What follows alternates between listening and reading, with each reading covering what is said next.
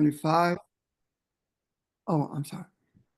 Welcome to our session on this Monday, May 26, 2025.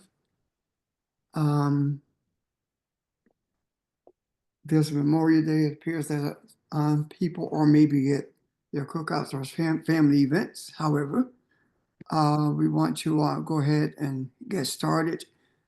If there are questions from our last session or anything that has crossed your mind, would you please take this opportunity to raise your questions or to make your comments?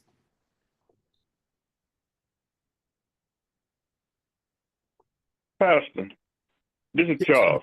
Mhm. I looked into that thing that the Pope. Mhm. The Pope didn't write that letter. The man from Africa wrote that letter, No, and the Pope Charles. wrote, No, huh? no. The one that Pope was reading, the Pope wrote that one.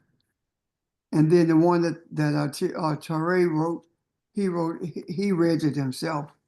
The one we were talking about was the one that the Pope was reading, that he had written to have sent to Ibrahim Torre. Charles, that may be my fault. I may have sent you the wrong letter, so I apologize. But you did not have the one with the Pope reading his letter. Did I send you the wrong video? I was looking at the one that the guy had sent to the Pope. That's the one I saw. Okay, The African guy. bad. Yeah, My President bad. Yeah. Ibrahim. Okay. All right. I'll get it to you.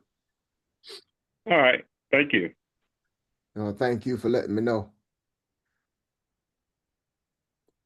Okay, Charles, any other questions or comments or anyone? Not at this time, sir. Anyone else? For the last couple of days, we have sessions, I should say. We've been talking about the letter that the Pope had written to Ibrahim Traoré of Burkina Faso, and we were actually raising questions about what people may or may not have seen in that letter. And for those of you who may be finding this video and not know what we were talking about in the last two videos that were posted, we were talking about a letter that the Pope had sent to Ibrahim Traoré, the president of Burkina Faso, in regards to the steps that he would be taking when it comes to the relationship between Africa and the Catholic Church itself. It was a very, very interesting and informative letter, but even more so, the comments and questions about it were just as informative and brought great clarity to the message that was being read. Also, it gave clarity as to the signs of the times that we are indeed experiencing at this moment. So the question that I raised was in reference to that. Now, if there are any other questions, of course, in regards to that, then we are positioned to respond to those questions. Or if there are comments you may have in reference to the videos that we've already posted, if you were not present with some of the others that we posted. I mean, with doing the session rather, prior to the posting. Are there questions, or shall I say, what questions do you have in regards to that? Or comments? Yeah, good evening, everyone. This is GC in Philly, and I had the opportunity of watching the podcast yesterday, and I'm truly, not only excited, but spiritually moved in terms of just the spiritual enlightenment that is transpiring in the universe. Ron, you have been very gracious in terms of giving us the opportunity to express our intuitions, our thoughts, our feelings with regards to what's happening not only in our lives, but collectively. And looking at the videos and listening to the comments that are being made, I truly believe that, we are, you know, connecting in that way to appreciate who we truly are. And I think that again, I'm just so grateful to hear this at a time such as this, because it's not just about us. I mean, it's not about just us. I think the universe where we talked about beginning is really manifesting in a way that we can appreciate the vibration, the wind that's traveling from the east, to the west. I think we're experiencing manifestations that's having us to walk in the authority of truly who we are. And I know that things happen at its appointed time, but I truly believe that I felt the energy, I felt the enlightenment, I felt the joy of where we are, but more importantly, continue to press, what I mean, towards, that collective desire as we have. So I just wanted to just say it was just a, again, a joy just to listen, because I think we're receiving not only from our ancestors, but as we, talked about, earlier before we, start taping, in terms of just being in a good place, and so I'm just grateful for the conversation. So I just want to share those thoughts as the opportunity presented itself. I'm done.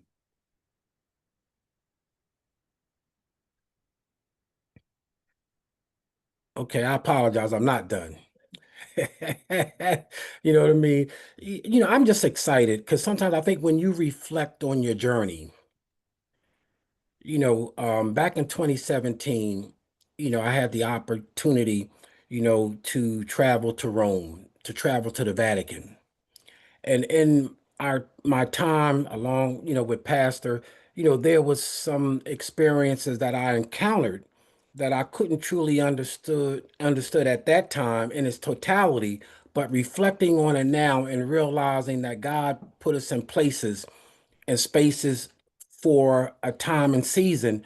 And as I look back on it now, to be at the Vatican, to be able to just spiritually um experience those moments, when I think about it today, I'm grateful for what the Creator has given, us an opportunity not only to see and to do, but what does it mean now? So again, I'm just grateful for the journey. I'm done at this moment, everybody. Thanks for letting me share. Thank you. Anyone else?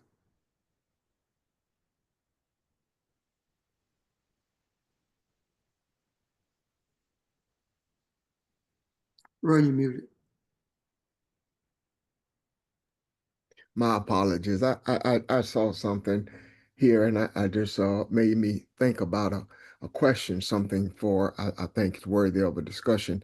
Uh, I woke up this morning feeling some kind of way, and it really surprised me because of how good I felt yesterday. Usually, when we have a good session or I feel that it's good, that it touches me, and I'm in a good rhythmic place that sticks with me for a couple of days. But this morning, I wasn't depressed or felt bad, but I just felt a little indifferent, and I got to thinking about rewards and why we're here and what's going on and the plight of man and just all kind of stuff went through my head and it led me back to the spirit of intimacy and that gave me a thought. I want to share something with you guys, if I can, if you don't mind.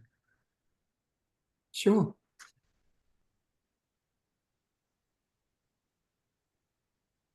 I'm going to skip around because I want to try to make a point.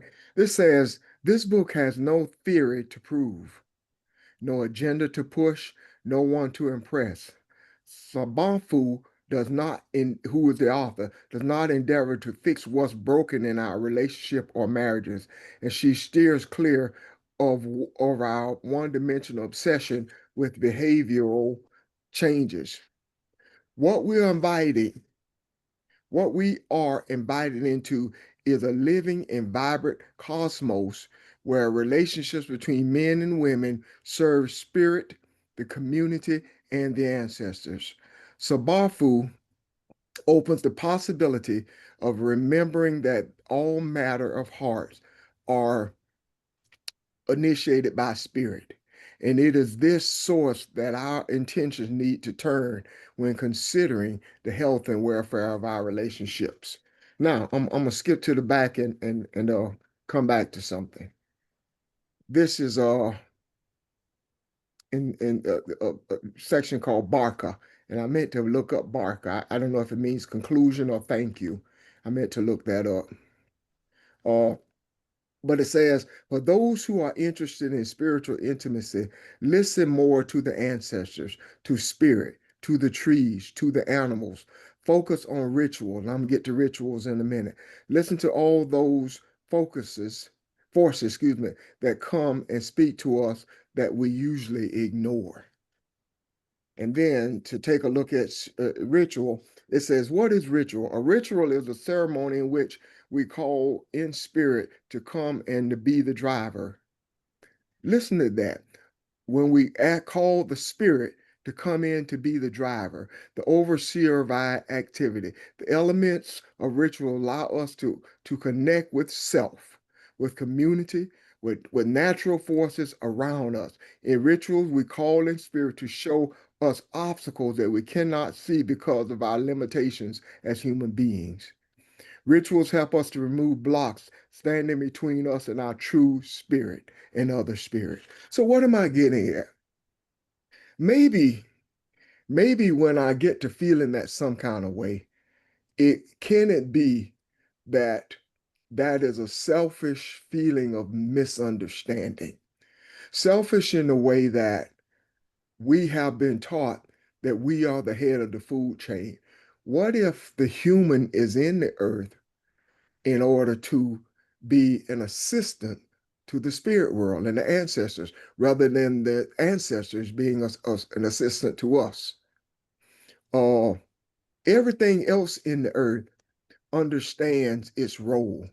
The leaf is attached to the tree, and it becomes an absorbent of light and moisture in order to feed the tree. And even when it drops to the ground, it becomes a source of life for the forest. The same with an ant or an insect.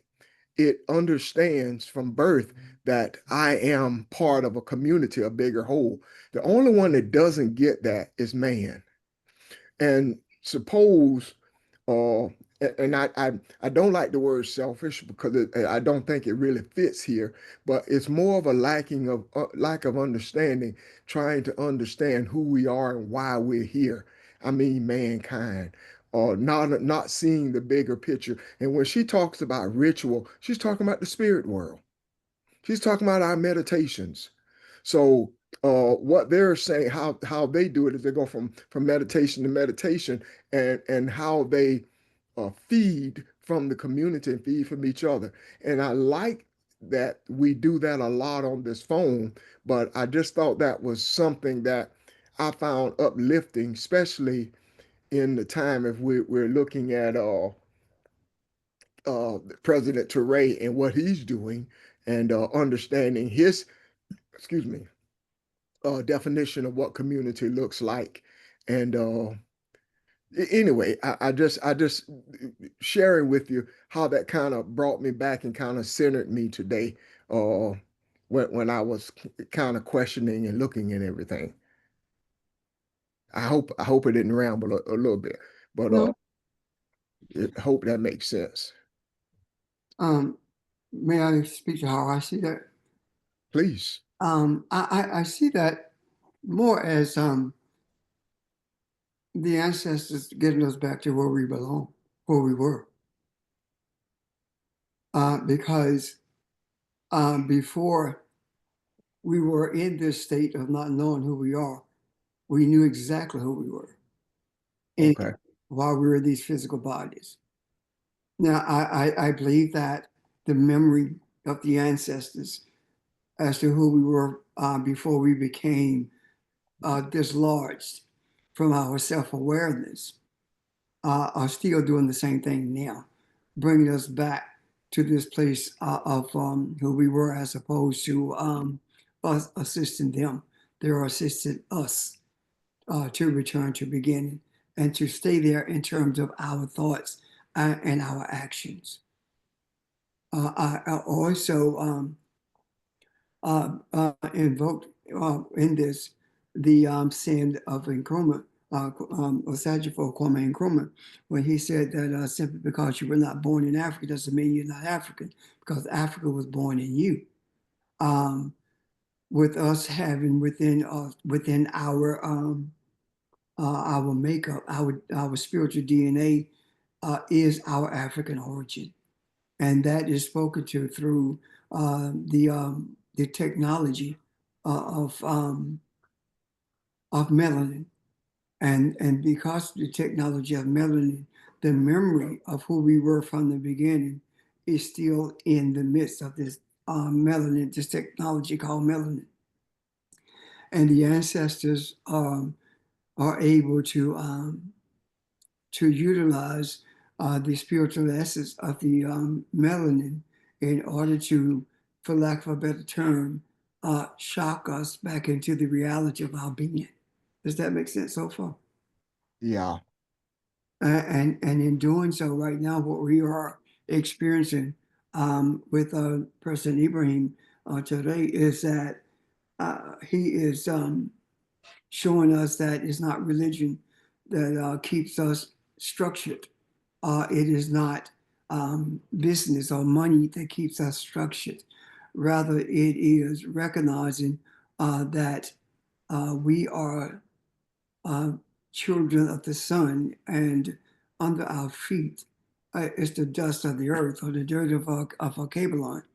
And within the soil of our Cabelon is the structure of our body that exists now.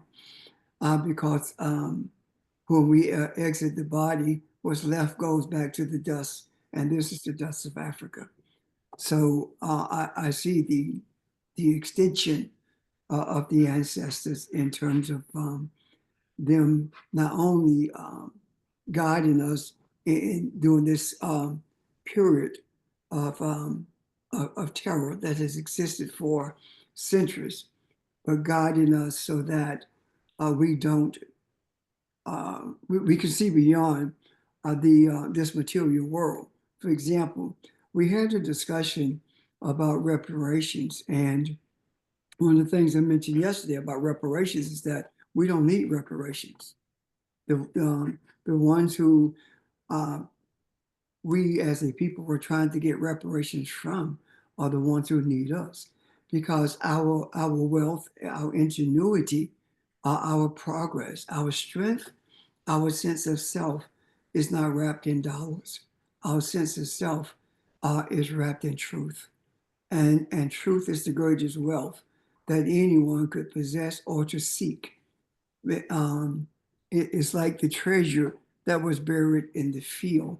And when we realize that the treasure that was buried in the field is the wealth of truth, what did we do? We gave up everything and purchased that field, purchased that consciousness, the consciousness of wisdom that housed the truth. And in purchasing it, we made sure that we were able to till that land, to till that consciousness, not for the benefit of us, but for the benefit of humanity. However, when we talk about reparations in terms of monetary values, we began to develop or we began to return in many instances to the mindset of the European, whose value is attached to property, whose value is attached to arrogance, whose value, and I'm talking about the European mindset, by the way, whose value is attached to things that are attached to this world, and this world consciousness, as opposed to the spiritual conscious slash essence of what's real, as opposed to what's perceived to be real. What are your questions concerning that or comments? So does that make sense, Ron? It makes sense. Like I said, I don't know where that came from this morning, because that kind of surprised me that I felt that way. But at the same time, I was hasten to realize is, although it looks different to each and every one of us, uh, the path for all of us is meditation and connecting with the ancestors. Uh, Yes. so you don't get away from that, and that is what keeps you centered. Uh, and maybe that's what the episode was all about. But Ron, I think that's it. That's it. Both what you and Pastor have just said. What if we redefine what we've previously thought feelings of dis-ease are? yeah, Heretofore, before we knew who we were genuinely, we would say something bad is going to happen. You know, we would put all those kinds of descriptors around that kind of quote unquote uneasy feeling, a feeling of anxiety, a feeling of dis-ease. And that's what we jumped to initially. What if, because of what you just said, what Pastor just said, in terms of what truth is, we know the truth. What mhm, if, when we have those feelings now, just like we have a thermometer physically to see if we have a fever, or a blood pressure cuff to determine if we have if our blood pressure is increasing, or a pulse oximeter to determine the oxygen rate in our blood. You know, those are examples of tools that monitor and can tell us something about the body. What if we redefine and how those feelings of dis-ease and discomfort and anxiety, we redefine it from what we previously said it was, or what it meant to us, to, hey, I feel discombobulated this morning. I yeah, feel a little disconnected. Now is the time that I know I need to meditate, that I need to connect again. Just like you just said, instead of feeling, and you know, you can question it, but if we begin to automatically take those times and say, okay, it's time to do this, it's time to center myself again, instead of allowing the distractions and the negativity to come in, that immediately begins to put us in the right frame of I want to say mind, but that's not quite what I mean. It's deeper than that. The right frame for receiving that resonance and that vibration through meditation that we need. And who knows, even in those periods, it can provide the insight that we need for something else. So I am simply just saying that heretofore, whereas we define those feelings one way, choose to define those feelings not as a negative, but as an opportunity to, okay, it's time for me to reconnect. It's time for me to center myself. I don't know if that resonates or not, but it's all in the way we make the decision to do that. Yes, and Barbara, you know, I concur with you, because I think that we, you know, say that, you know, we are the universe and the universe is us, or I am the universe is me.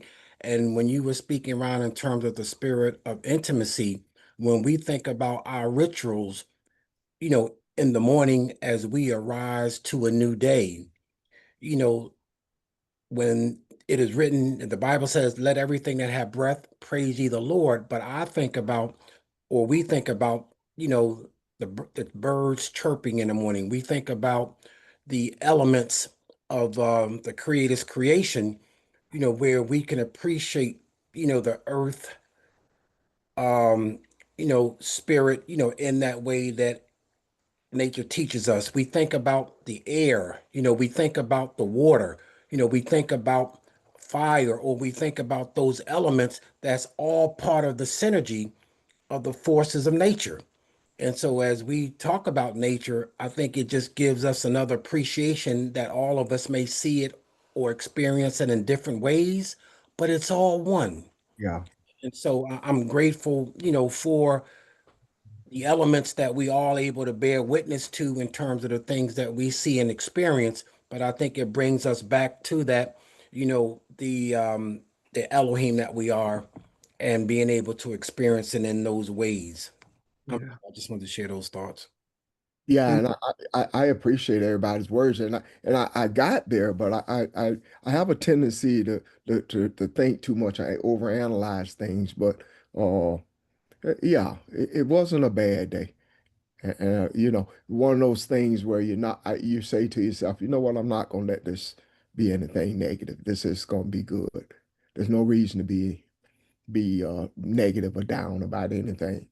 So, but thank I you. want to speak, I want to speak to ritual, Okay.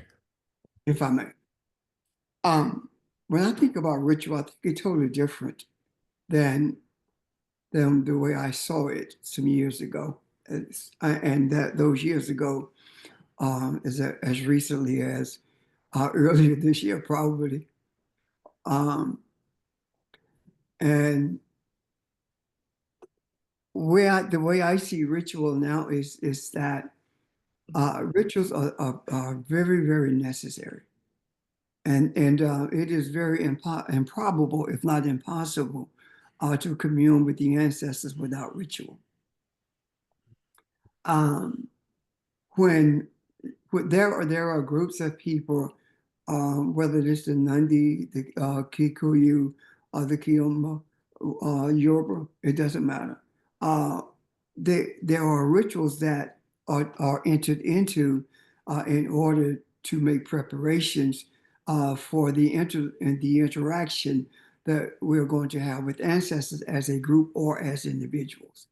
When you sit on your sofa or sit in a chair or wherever you meditate, um, you are entering a ritual. You're performing a ritual.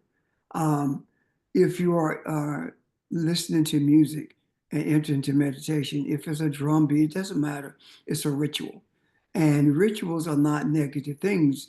Rituals brings focus.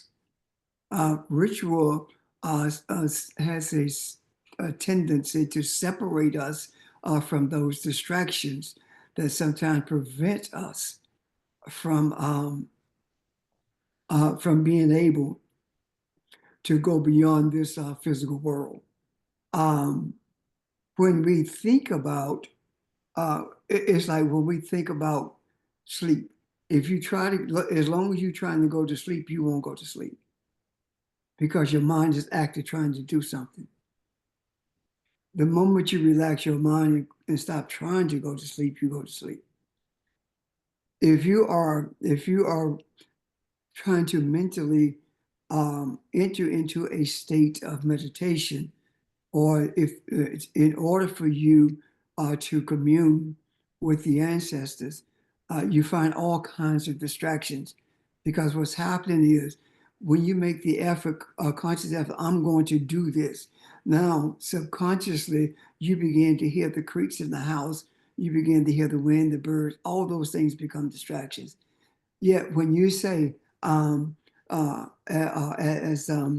Evelyn says, sometimes giving honor to the ancestors, I submit myself to your presence and I open myself to the energies that you have prepared for me or the energies that I am in need of to continue this journey.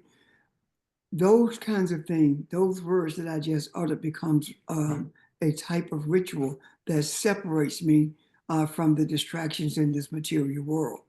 So ritual is to me right now, the way I see it, a ritual is designed to give us keener focus on the direction that we desire to go in, and opens us up to receive from the ancestors.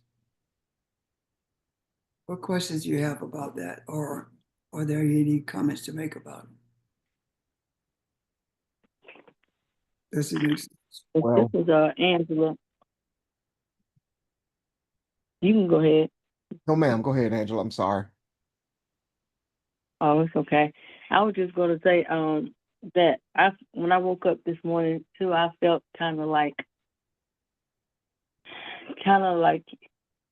I couldn't describe it, but I didn't look at it as negative. But I just didn't feel kind of right this morning when I got up. So I immediately just looked at myself and just said maybe there's some things that I might need to bring to the surface or whatever I might be dealing with. And then it still feel like it was slow, but I didn't kind of like push it in a, like a negative way. And then later on, I tried to do I had a sage and I tried to burn some sage, but every time I had the little matches, and every time I kept trying to strike the match to burn the sage, the match broke.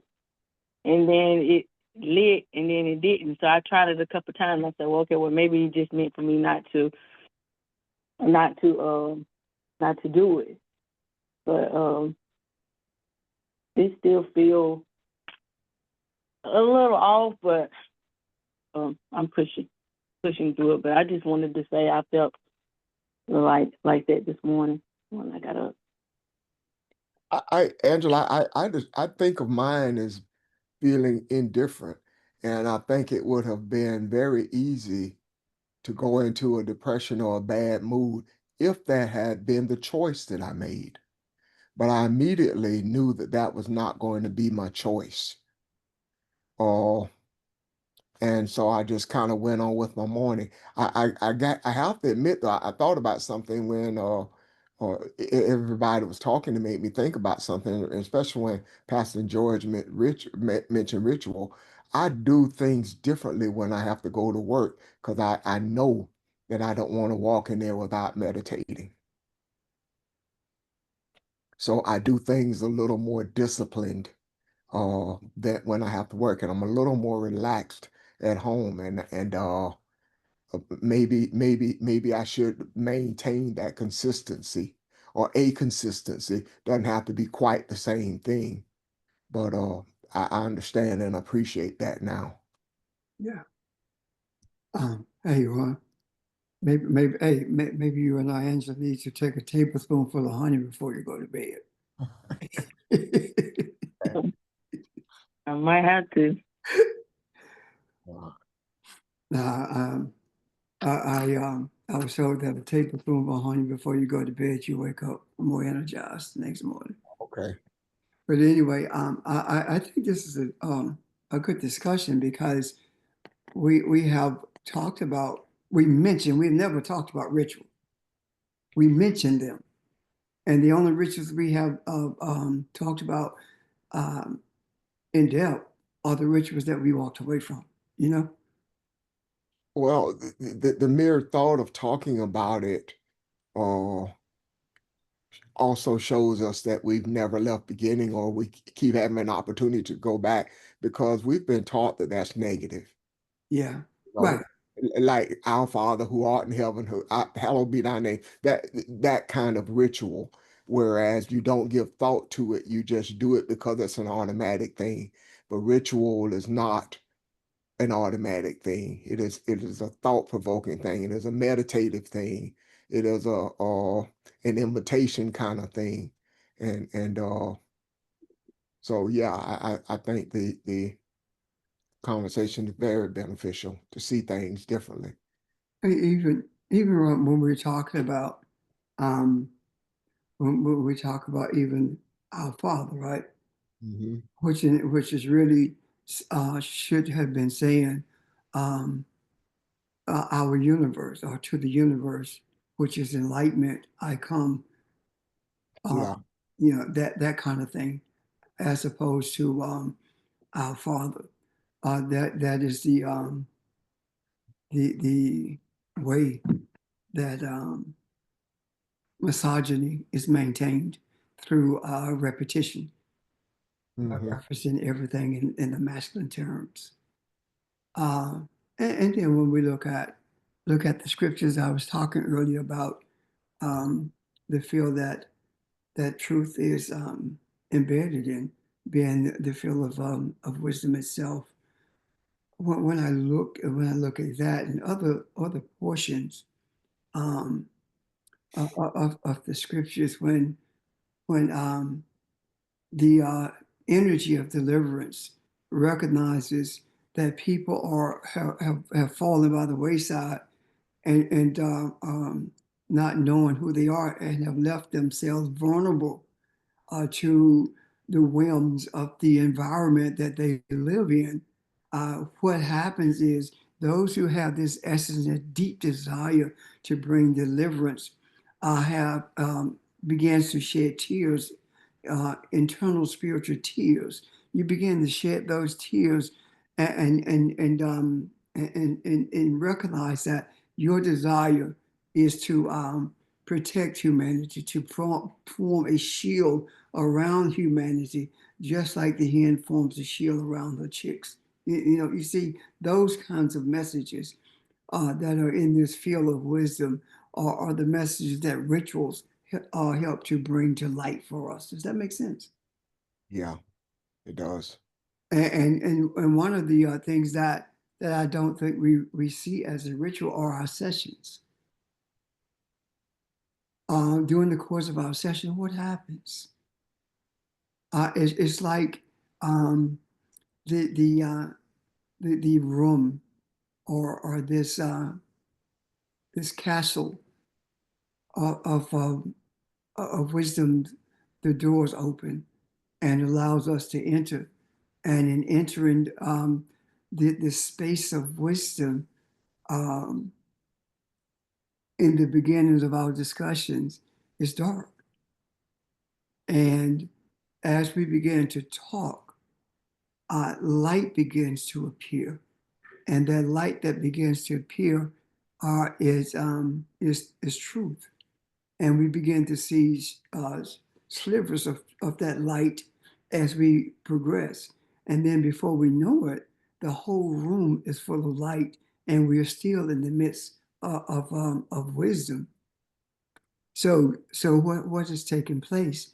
Our coming together and pooling our energy, plugging into each other's energy, has brought us to a space where the door opens and we cross the threshold into this castle of wisdom.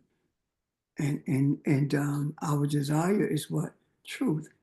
And Yeah. because of that, the depth of that desire, this ritual is something that shows us what truth looks like, what it tastes like, what it feels like, that kind of a thing. George. Yeah, I was just gonna say, like this morning, as I had the opportunity of, looking at the podcast, and we all have times where we're able to do what we do, but I'm so grateful for the the lessons being videotaped. And so, again, it just gives us an opportunity to realize that words, you know, create energy, and being able to just take the time to go back and look at it, take the time just to listen to the words that are being said or expressed, I think just gives more fulfillment, because it's at a time where you're able to be still, right? And know that, we are Elohim, but to be able to receive the vibration, of just knowing that it could just be that one simple word, that, we can meditate on, or it could be something that, again, just brings us joy. So I think being able to go back and look at the podcast, for those who have time, but I think that the proof of desire is in the, is in the pursuit of what it is that we're searching and seeking. And I think that, this is just a tremendous time and season that we're in to I think receive that which we desire. So having the podcast, being able to look at it, as you say, Pastor, brings more spiritual awareness, more spiritual enlightenment that gives us that desire to continue to pursue.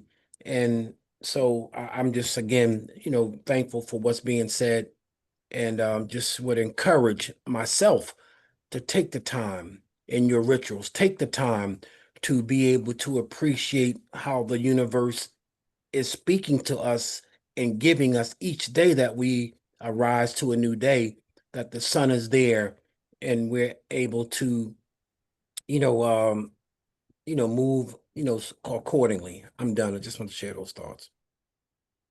Thank you. George, you're exactly right. I go back and listen sometime, and it's almost like I'm hearing it for the first time. Something triggers and it kind of electrifies you and starts a whole different thought pops in your head, from it. So you're absolutely right. Go back and engage in them again sometimes. You'll be surprised what you pick up.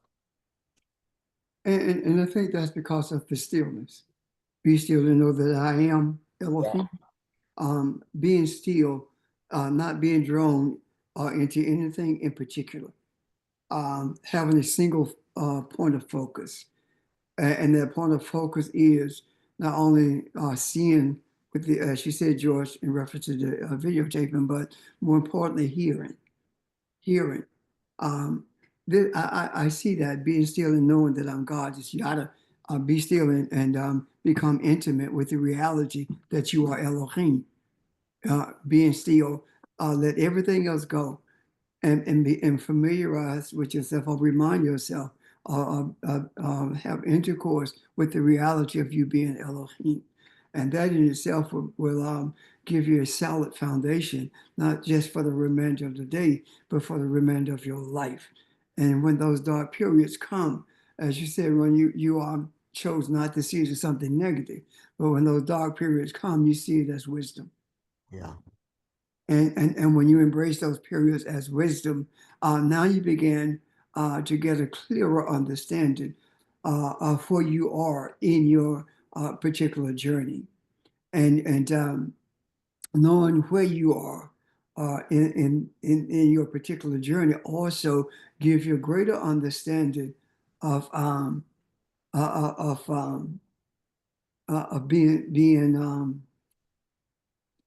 being aware of the purpose of our uh, embracing who we are is for the benefit of humanity, not for our benefit.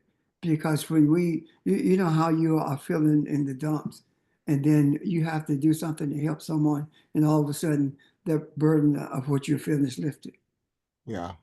That to me is what we are talking about when we say that everything we are doing is for the benefit of humanity. When we talk about that being the benefit of humanity, it causes us to look outwardly constantly, and and instead of a woe is me for what I'm experiencing, it becomes what am I to learn from this? What is wisdom trying to show me about me that will make me a greater benefit to humanity itself? And I do think that that helps. Now, don't get me wrong. I'm not saying to you at all that I don't have interludes with depression, because I do. That's a reality of my makeup. But I do everything I can to pull myself out of that. Yeah. I do. And if I sense that is that this energy of depression is approaching me, then I began to deal with the essence of my being in order to prevent it from becoming a dominant factor at that moment in my life. I'm done.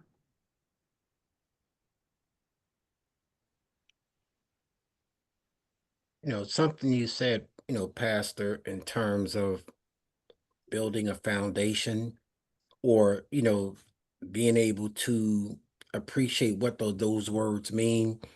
And I believe that that's where we are too, spiritually, looking at how do we individually, but more importantly, too, collectively, how do we build a firm foundation for spiritual enlightenment? And I think the principles, the 8 principles, of our spiritual transformation in terms of MYOP, is something that I see as a foundation. And I just, I say for myself, but, for all of us who are looking at not just how we return to the beginning, but just knowing that it's a ever present flow, a continuous flow that, for some reason we've been ushered to look at beginning. But I think now that there's those principles, and our desire to now work the word, when I say work the word, not, try to, figure it out, but just being able to appreciate the principles of truth, dealing with it in terms of integrity and with honesty. You know what I mean? Being able to, share, our collective thoughts in terms of how do we deal with those challenges. And we know that struggle is not a negative thing, but I think spiritually, this helps us to look at spiritual recovery, in that way that we can go to the source, of our spiritual being, and now to tap into the power within. We talked about the two cosmic laws, and you just share this, the first law we talked about many times, knowing that you are the creator having a new human experience. But what it says is to love and respect the creator within. To love and respect the creator within who I am. So again, I'm just, receiving, in a way that I appreciate the importance of words, but words having energy and power. I'm done. Yeah. Okay. In my mind, I keep going back to, and ever since you uttered those words, on our Father, um, I keep going back to that. And I suppose I need to say this. When we talk about, as I said, our Father, um, that's misogyny personified. When in reality, it's talking about the universe itself being enlightenment. And when it talks about hallowed be thy name, it simply is talking about the holy character of the universe, meaning that the characteristics of the universe are set aside for a specific purpose. And the characteristics of the universe is the DNA of our spirituality. And those characteristics are set aside for the purpose of bringing humanity to a place of balance, bringing humanity to a place of peace. And because we have not really understood the holiness or of the character of the universe, we have gotten caught up in religion and lost our sense of compassionate relief, bringing compassionate relief to humanity. And the reason is because that those principles that are in what is called, quote unquote, the Lord's Prayer, are not principles to be ordered for personal gain. That they are actually principles to be understood so that we can understand the character, the nature of the universe, and realizing that that same character, that same nature is us. And you cannot possibly be expressive of that character, of that nature, if you don't know who you are. Because if you don't know who you are, then you see those words only words that were uttered by a man who did not exist, of course.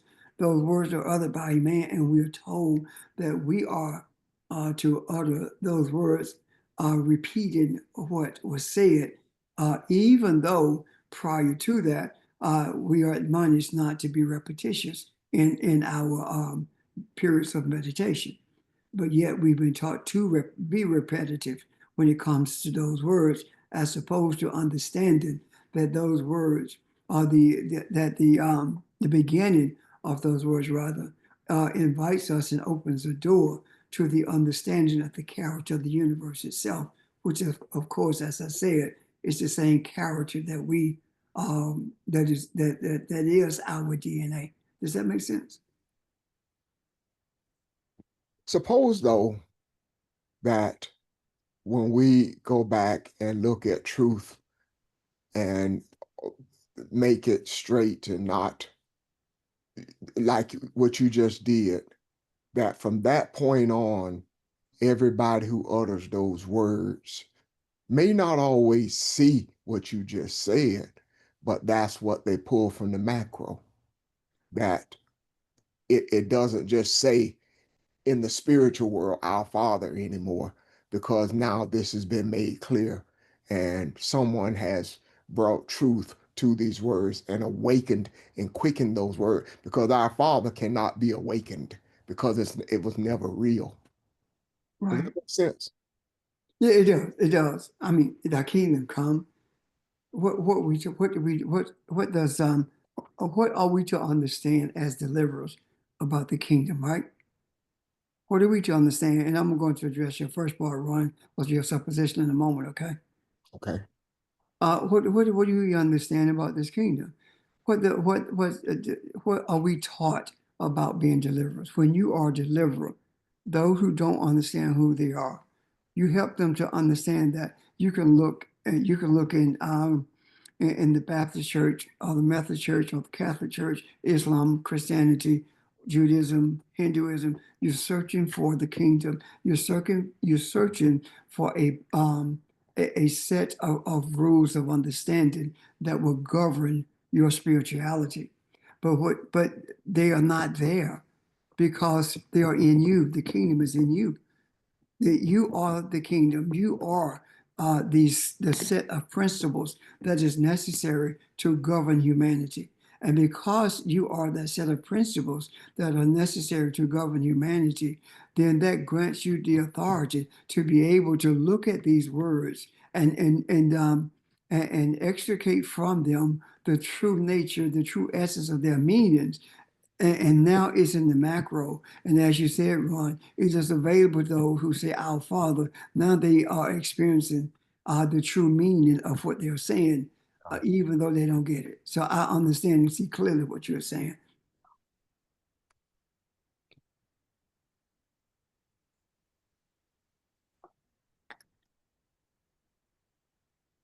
Any other questions or comments? And maybe there's something we should do at some point. We should look at those scriptures that have been made, have been given a place of priority in our lives, Mm-hmm.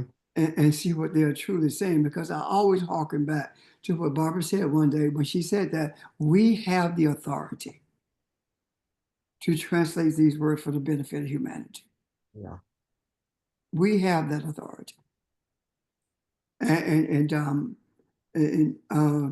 it would be it would be beneficial, I do believe, for us at some juncture to look at those prioritized portions of scripture and then begin to observe the direction that those who are quote unquote in church began to take, and the words that began to flow from their mouths in reference to those prioritized scriptures.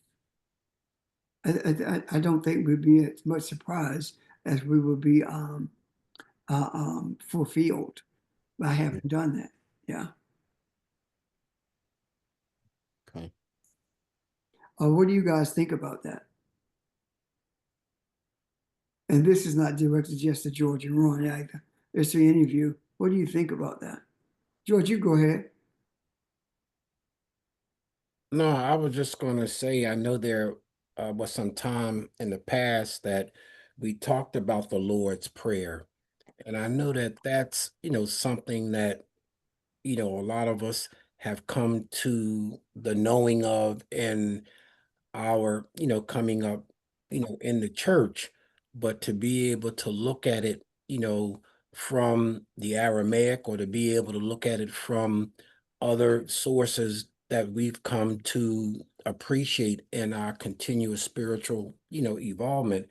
But I think the Lord's Prayer is an excellent one because, there's just a lot in it, that gives a whole new different perspective of when we think about it in terms of how we were taught.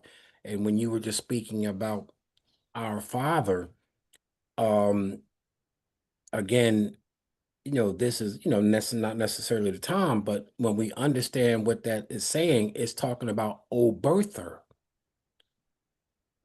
right? Father, mother of the cosmos, you create all that moves in light. And see, George, I want to look at it even beyond the Aramaic. Absolutely. Yeah, Absolutely. because I do believe that yes, what you're saying is exactly how it should have been translated from the beginning. O Bertha, Hmm. birth us, the universe, the cosmic mother Yes. who, Yes. who birthed us. So it's in that manner that I would like for us at some point to look at those prioritized scriptures, especially this one. I think it catches my attention because when you talk about thy kingdom come, thy will be done in earth, the desires of Elohim must be done in in the consciousness of the earth in order for above as above, so is below. That kind of approach to it. Yeah. Because when we look at it from the Aramaic, yes, sir, that is real. But I want us to see it different, not differently, but beyond the Aramaic to the extent that the average person can hear what we're saying and Absolutely. and are able to embrace it once it's in the macro, or even as we are saying it, that people are able to embrace it. Um, so I think it will be um, a beneficial in-depth discussion. That's all. And you don't have I have a comment. 1 second, Evelyn, please. And you don't have to Okay. turn your camera off, George. Go ahead, Evelyn. Well, thank you. And I give honor to the ancestors. I'm glad George read what he just read or said what he just said, because when he said that, I felt it. But when we would say it in church or say it in our own privacy or at our own time, it didn't carry any weight with me, especially when in church, we'll say it and I'll just run through it. But when George said how he said and then how he read it, I felt that resonated with me because I'll just leave that there. So I'm glad we are talking about this tonight. Thank Appreciate you. it. Thank you. Anyone else? Well, let me ask you again. Do you see the value of this? I know I understood what Evelyn is saying she does, but what about some of the rest of you?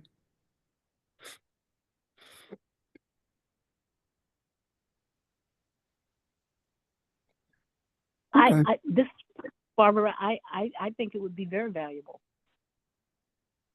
Yeah. because, as Evelyn said, we know the scriptures generally by the old platitudes and the old definitions and the old interpretations that we got from King James's version or someone's interpretation of what that's supposed to mean. But yeah, I think it would be very valuable. Thank you. I do too. So we will at some point do that. Yeah. Because the ancestors are guiding me. I have no lack. That's the beginning of the 23rd Psalm. Because when we look at Lord, it talks about Master, the one who guides, does it not? And the ancestral guidance is the source of our sustenance. Therefore, there is no lack in this journey. But those kinds of things is what I'm talking about. Excuse me. I do believe that the Tibetan priesthood should take the lead in doing that because that's who we are.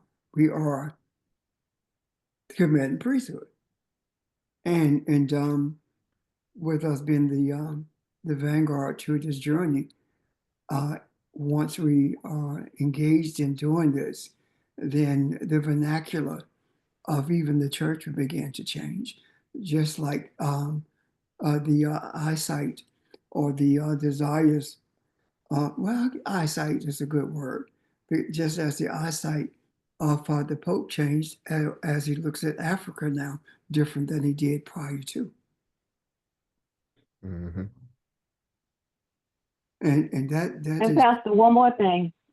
I'm sorry, I yield. no, go ahead. Well, I was going to say, that's why I pay homage and give honor to the ancestors, because they're the ones who have been guiding us on this journey. And you have, by you telling us about our ancestors, making us aware of our ancestors, I believe we're farther along than we've ever been before. And it's because of the ancestors. We've acknowledged them. We reverence them. So yeah, I feel in my journey, I always give honor to them. Thank you. I'm done. Thank you. Anyone else?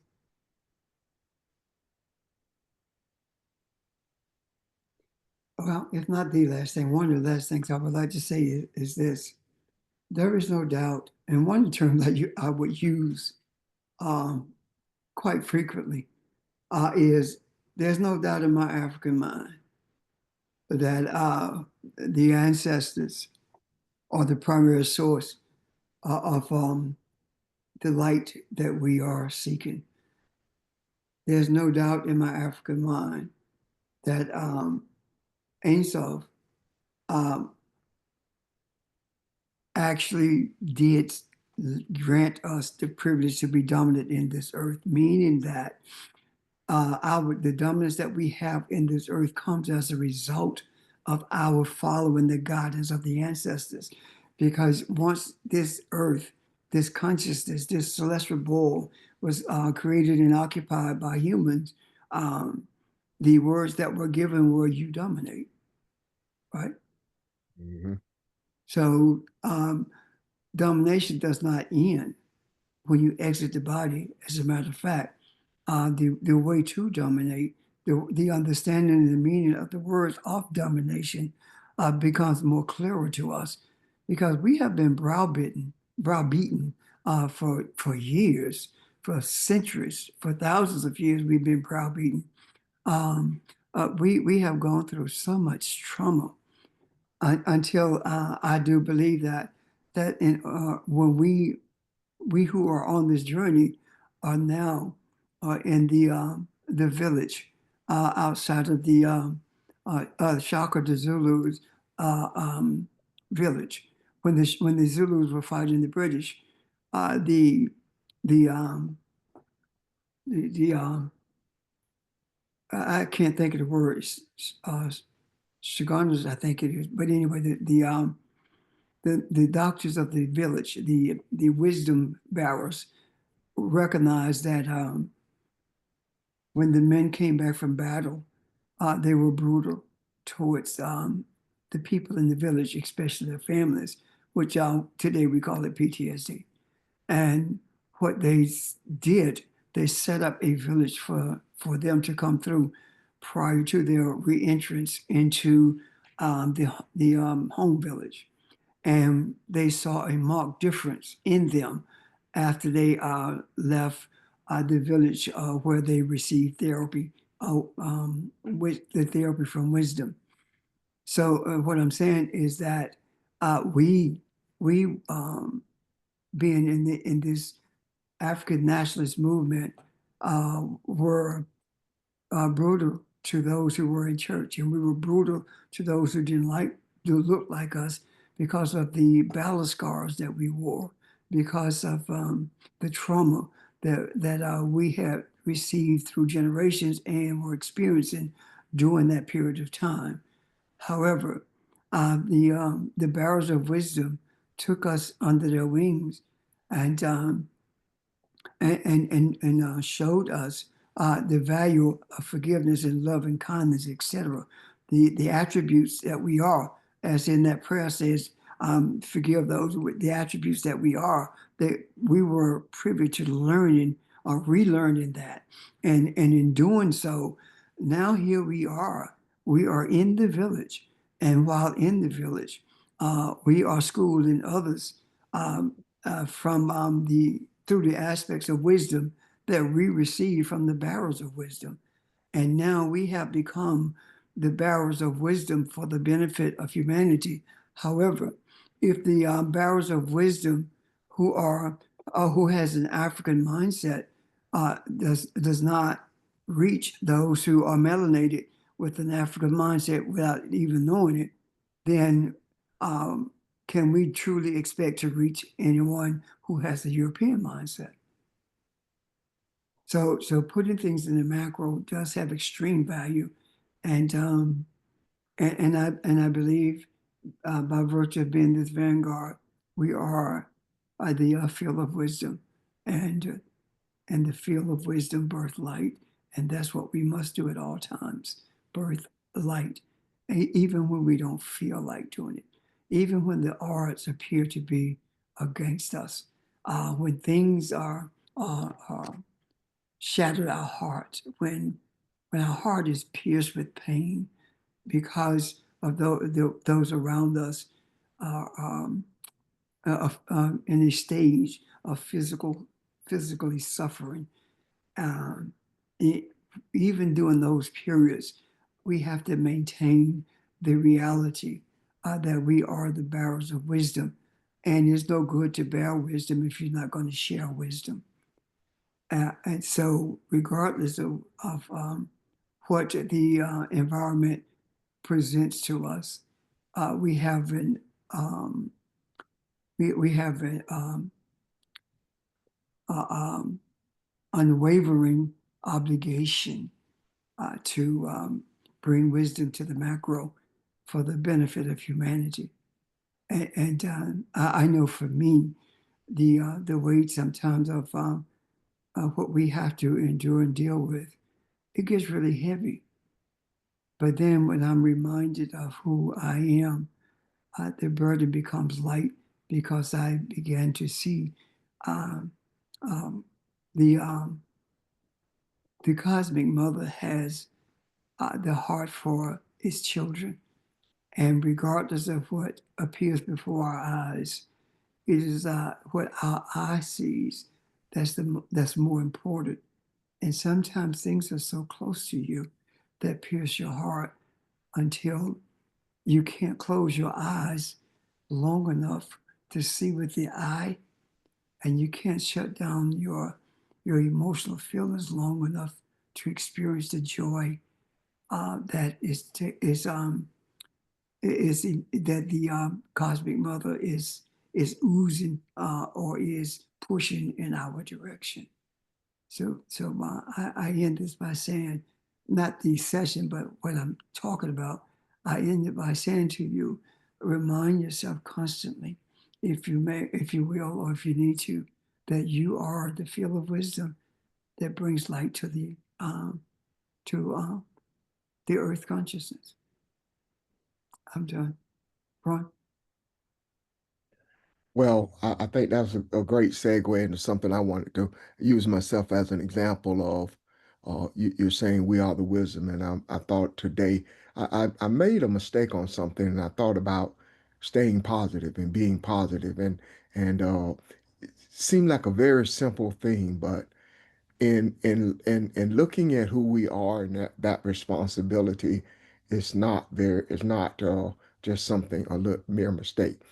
Pastor, somebody sent me a video, and the video was President Toure speaking with going to Saudi Arabia when the Saudis were having a meeting with all the wealth of the world and coming up with projects to do, and they pretty much were uh, kind of submitting themselves to him to ask for money to be a part of their projects. And President Toure being one of the last ones, he didn't bow down at all. But you know how his presentation one that was accepted with open arms, and I'm skipping around to it.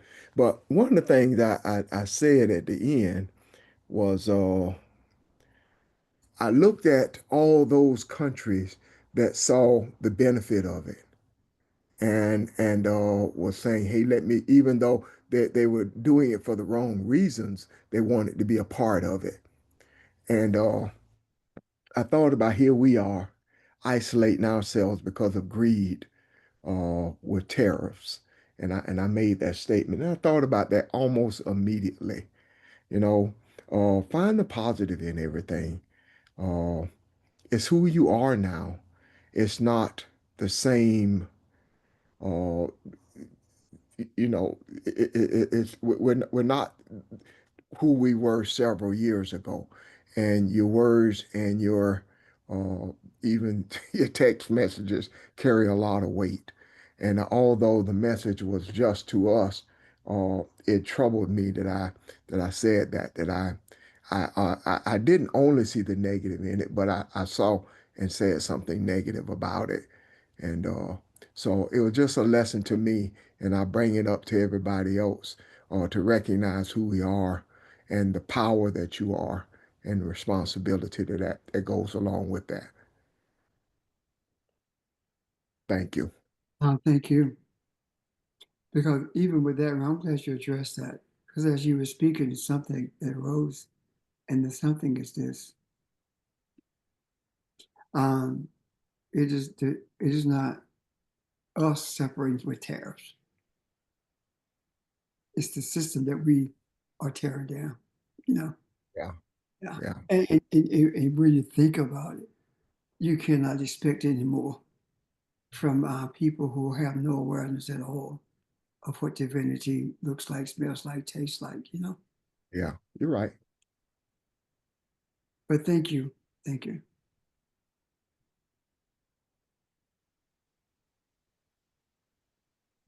Okay. Any other questions or comments?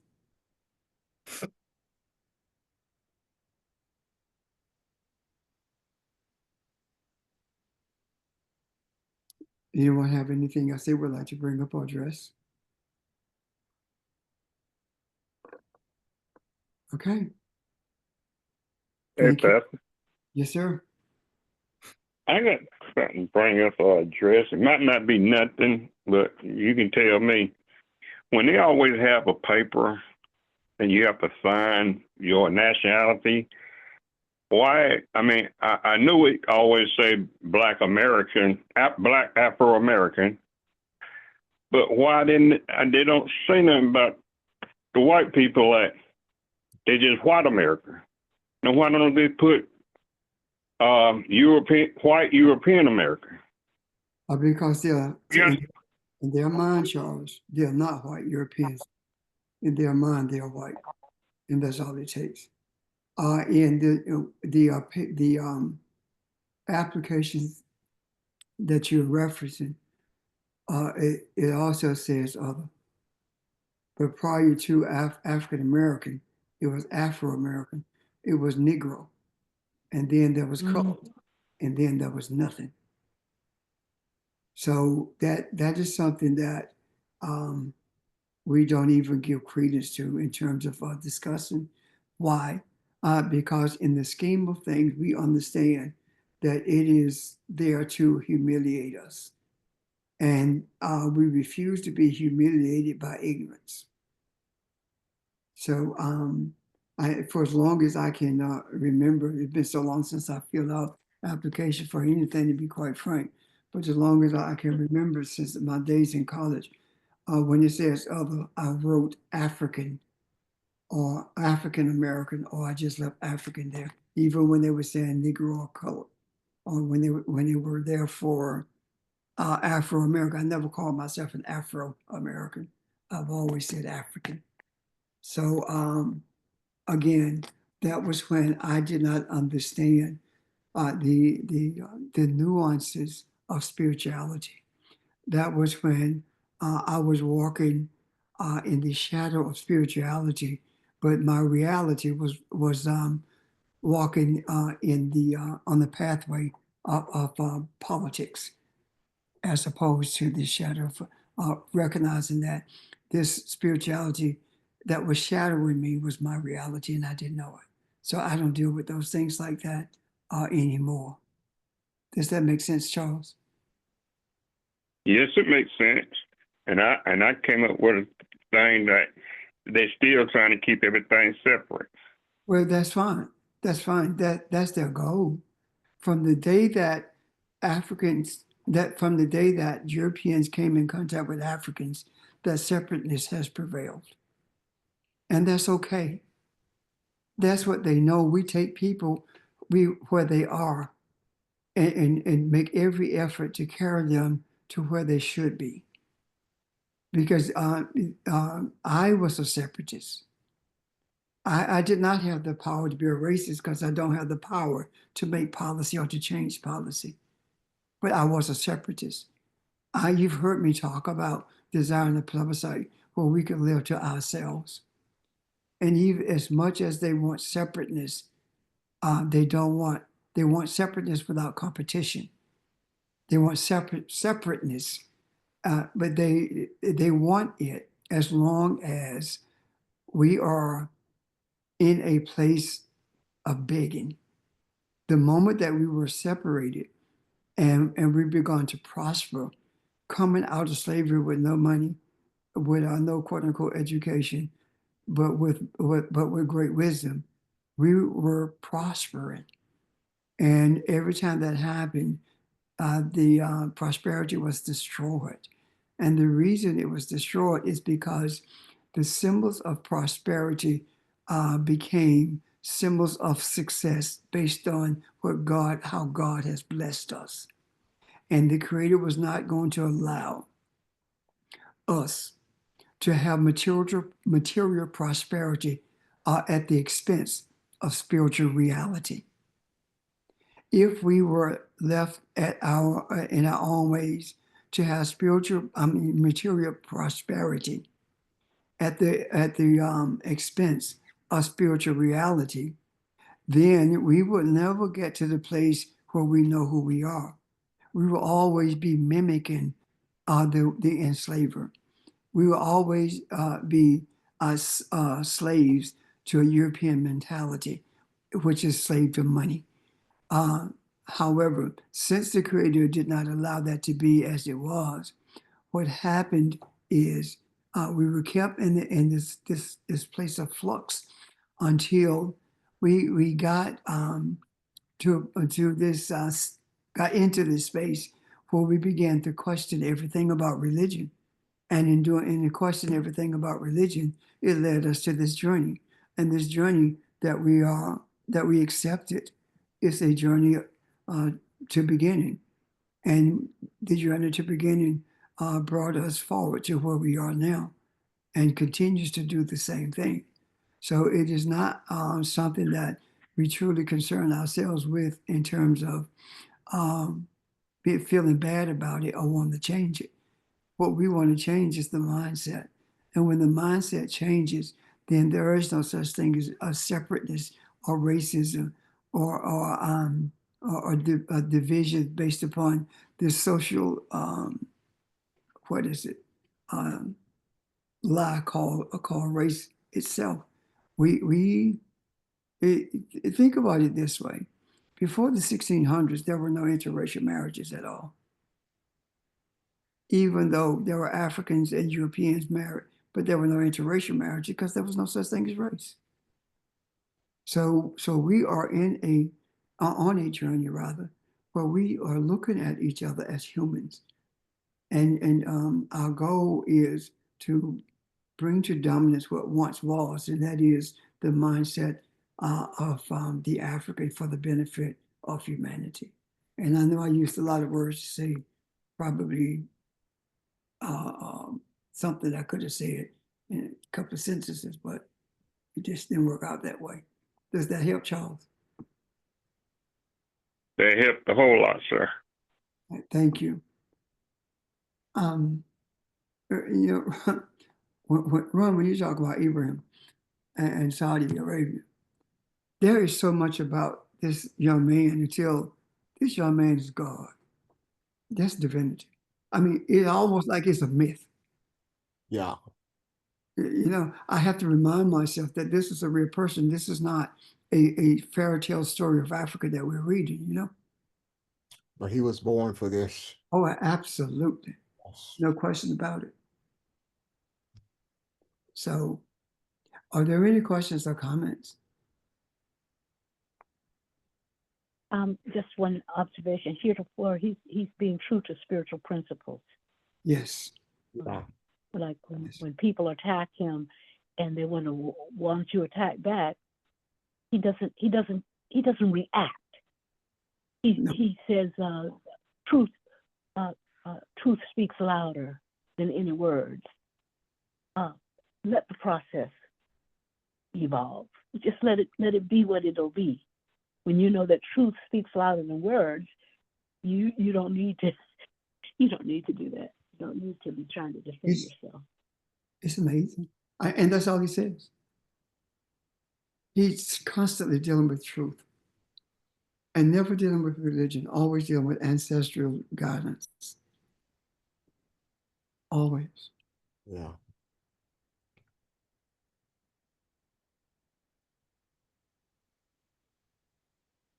Anyone else?